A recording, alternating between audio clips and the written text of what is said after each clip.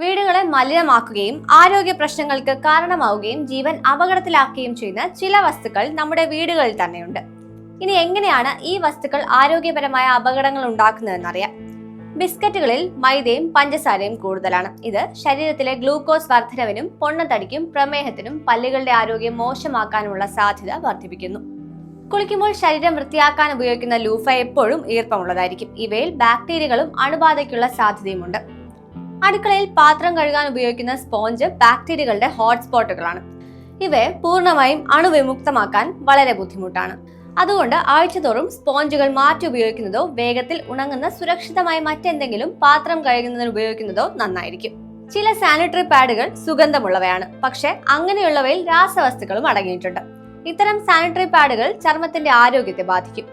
സുഗന്ധമില്ലാത്ത cotton പാഡുകൾ, menstrual cup ഇവയൊക്കെ ഉപയോഗിച്ചാൽ ഇത്തരം പ്രശ്നങ്ങൾ ഒഴിവാക്കാം.